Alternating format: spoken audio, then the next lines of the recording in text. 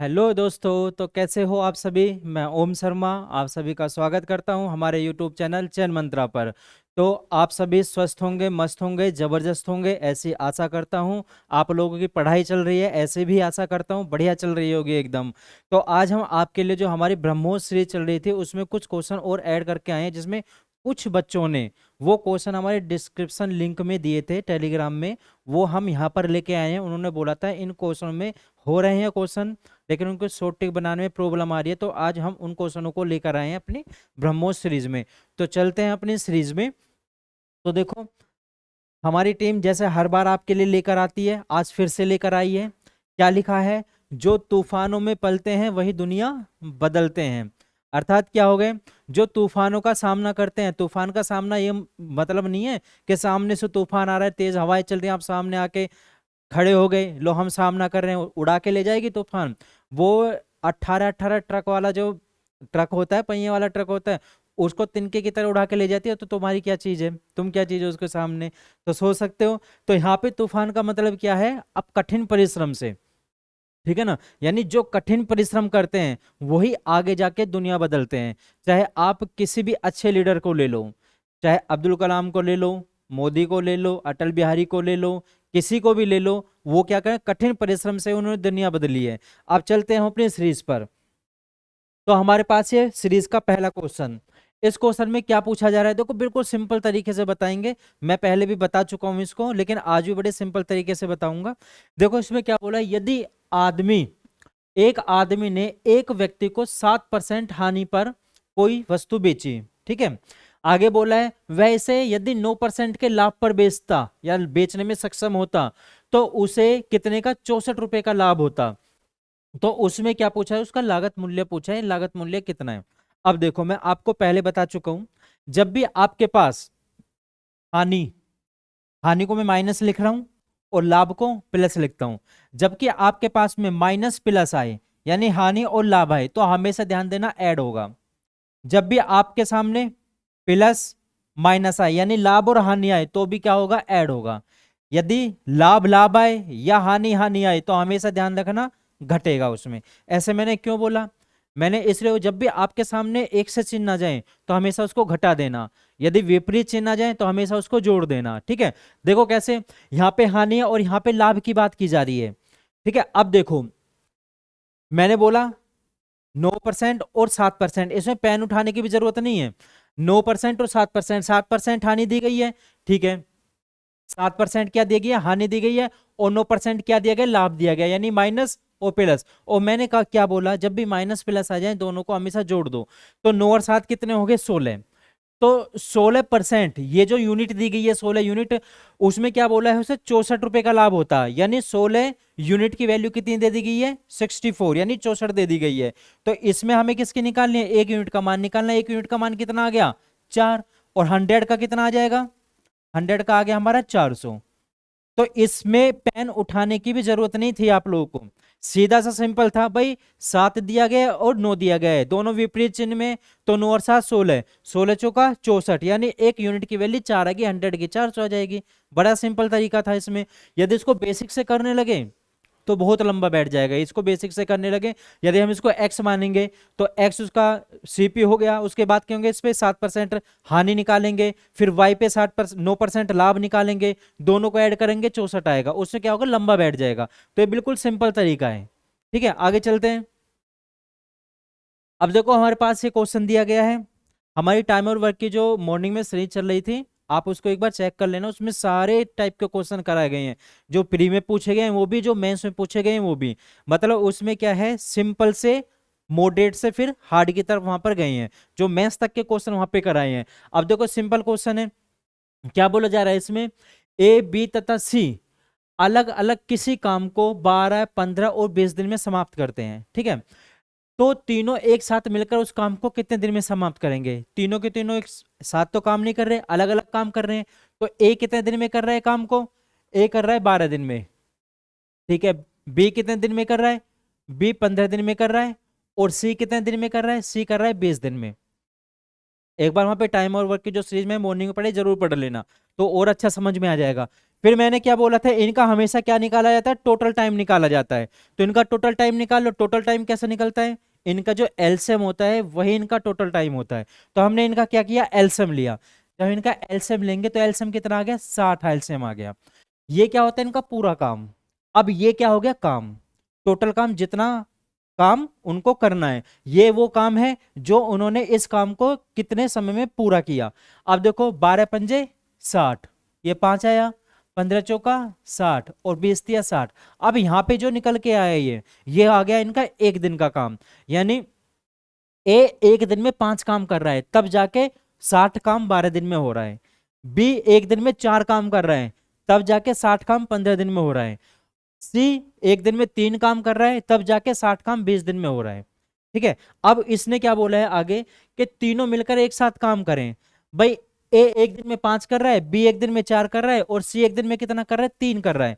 तो तीनों के तीनों यदि एक साथ काम करेंगे तो एक दिन में कितना काम खत्म कर लेंगे, 5 4 9 3 12, यानी वो एक दिन में 12 काम खत्म कर लेंगे। टोटल काम कितना है, 60।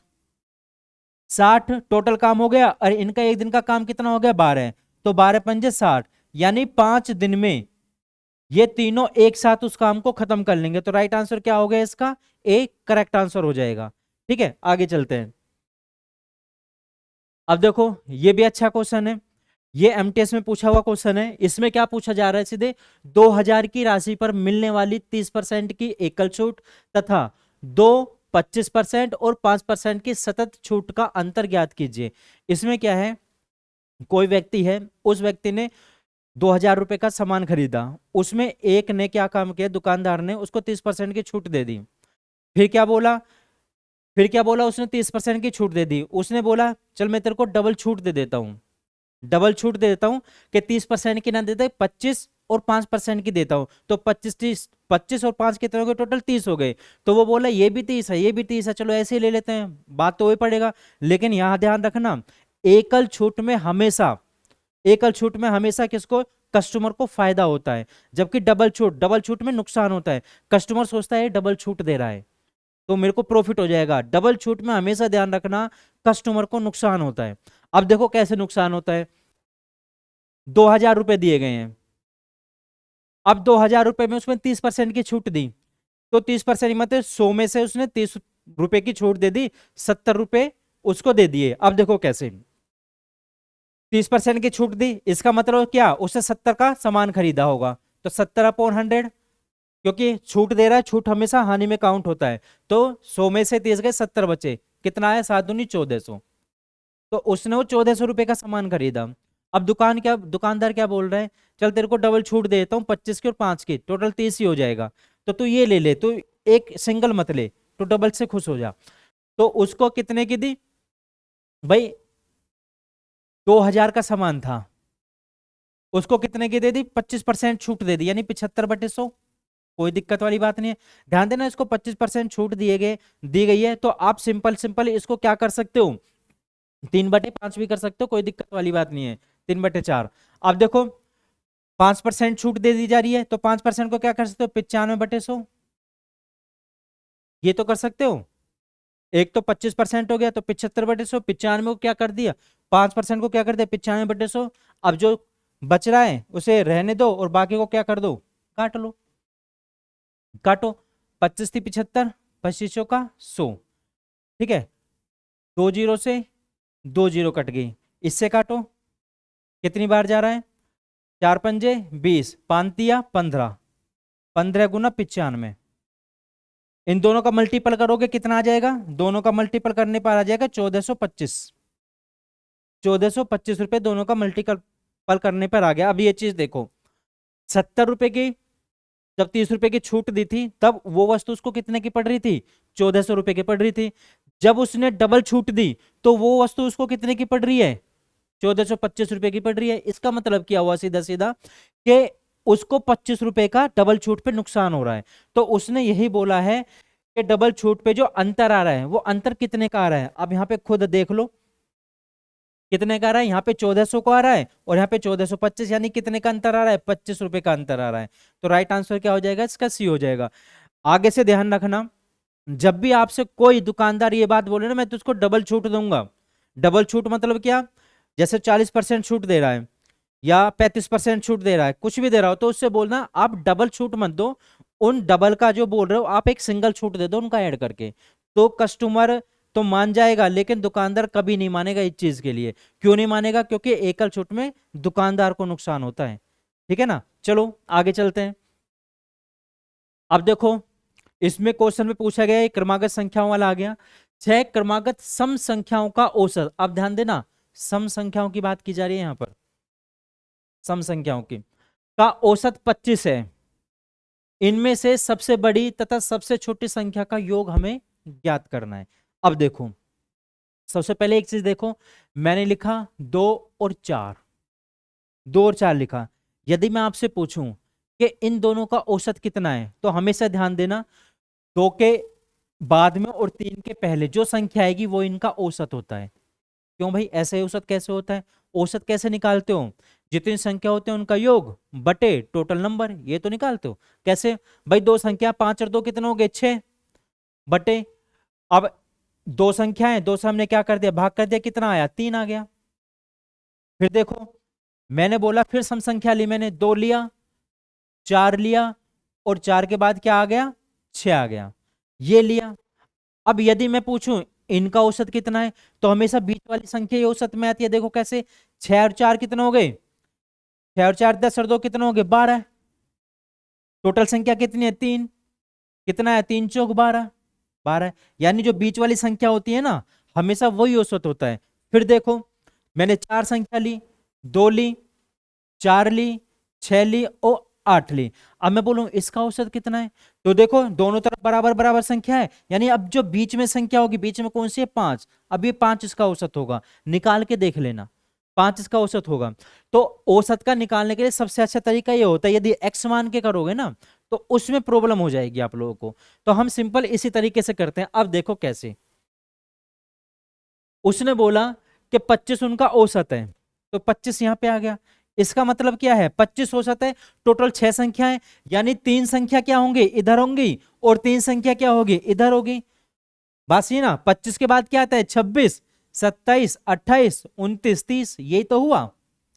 25, 26, 27, क्योंकि उसने बोला है सम संख्या, तो 26 27 नहीं ली जाएगी क्योंकि वो क्या है? विषम है। 28 सम होगी, 30 सम होगी। अब विपरीत आ जाओ, जब आप विपरीत आओगे तो कौन से आएगी? 25 से पहले आ गई 24, फिर क्या आ जाएगी? 22, और फिर क्या आ जाएगी? 20। अब टोटल 6 संख्या हो गई, बिल्कुल 6 संख्या होगी। ठीक है, बिल्कुल 6 संख्या हमारी हो चुकी है। यहां से मिटा देता हूं। ठीक है, अब देखो, 20, 22, 24, 26, 28 और क्या हो गया? 30। अब इन 6 संख्या हो गई, इसका औसत कितना दिया है? 25 दिया गया है।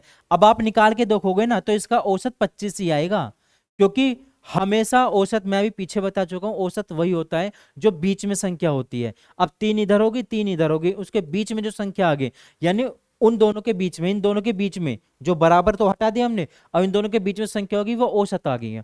अब इसमें पूछा क्या है? सबसे बड़ी तथा सबसे छोटी संख्या का क्या पूछा है? योग पूछा है। तो सबसे बड़ी कौन सी है? 30। भाई सबसे बड़ी तो 30 है, और सबसे छोटी कौन सी है? 20। तो इन दोनों का औसत कितना, इन दोनों का योग कितना आ गया? 50। तो राइट आंसर क्या हो जाएगा हमारा? 50। सिंपल तरीका एकदम, कोई कैलकुलेशन कुछ नहीं, एकदम सिंपल। ठीक है, आगे चलते हैं। अब देखो, ये भी अच्छा क्वेश्चन है। इस क्वेश्चन में क्या पूछा जा रहा है? एक दुकानदार बराबर मूल्य पर 2 टीवी सेट बेचता है। भाई एक दुकानदार है, उसने बराबर मूल्य पर 2 टीवी सेट बेच दिए। फिर क्या बोला है? यदि एक पर उसे 20% का लाभ हुआ, एक पर भी 20% का लाभ है, दूसरे पर 20% की हानि है। ठीक है, तो इनमें से कौन सा कथन सत्य है? इसमें पूछा इनमें से कौन सा कथन सत्य है। तो हमेशा एक चीज ध्यान रखना, जब कभी भी आपके पास ऐसा क्वेश्चन आ जाए जितने का लाभ हो उतने की हानि हो, तो हमेशा उसका सबसे अच्छा तरीका है, जो दिया गया है दोनों को पकड़ो, 20 दिया गया है, दोनों का मल्टीपल कर दो, डिवाइड कर दो 100, दोनों से काटा है, कितना आ गया? 4। और 4 क्या आया? हमेशा ध्यान देना, हमेशा हानि होती है, हमेशा हानि होती है, ये ध्यान रखना। क्योंकि जब भी एक सी संख्या होगी, जितने का लाभ है उतने की हानि है, तो हमेशा हानि होती है। तो इसका राइट आंसर क्या होगा, 4% की क्या होगी, हानि हो गई। बात सही है। यदि आप बोलो इसको दूसरे तरीके से, तो दूसरे से भी देख लो, वरना सबसे बेस्ट तरीका इसका यही होता है। दूसरे से भी देख लो कैसे। हमने नहीं पता वो टीवी सेट कितने का था, हमें नहीं पता। अब क्या हमने मान लिया वो टीवी सेट कितने का था, 100 रुपए का था। ठीक है, 100 रुपए का था। वो क्या बोल रहा है कि टीवी, दो टीवी सेट थे, एक टीवी सेट 100 का था, दूसरा भी 100 का था। या तो इसको 100 मान के कर लो, एक्स से भी कर सकते हो। अब इस पे क्या है, 20% का लाभ हो रहा है, इस पे 20% की हानि हो रही है। एक पे 20% का लाभ हो रहा है, एक पे 20% की हानि हो रही है, दोनों को जोड़ोगे 200 आ जाएगा। अब यहाँ पे लाभ वाला और हानि वाला दोनों को ऐड कर लेना और घटा लेना, और 200 इसका बेस वैल्यू आ जाएगा। उसको जब डिवाइड करोगे परसेंटेज बनाने के लिए, निकल के आ जाएगा 4 सीधे सीधे।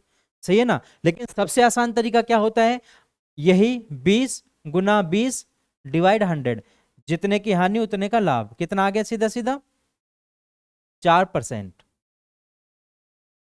बात सही है ना।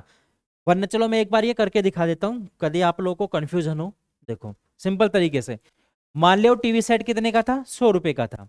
एक पे 20% का लाभ हो रहा है और एक पे 20% की हानि हो रही है। तो 20% का लाभ जहां हो रहा है, यानी 100 पे 20% का लाभ कितना हो गया, 120/100। अब हानि हो रही है 20% की, यानी 80/100।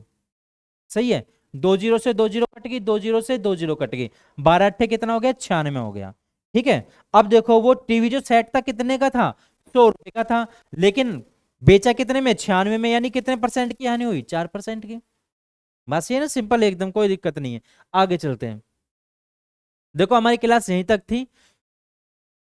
आपसे मेहरबानी होगी, मत भूलना, इसको भी मत भूलना। और ये मेरे लिए आप लोगों ने मुझे देखा सुना, उसके लिए बहुत बहुत धन्यवाद। तो अब आपसे मुलाकात होगी नेक्स्ट सीजन में, जब तक के लिए मैं क्या, छुट्टी पे जा रहा हूं। बाकी धन्यवाद।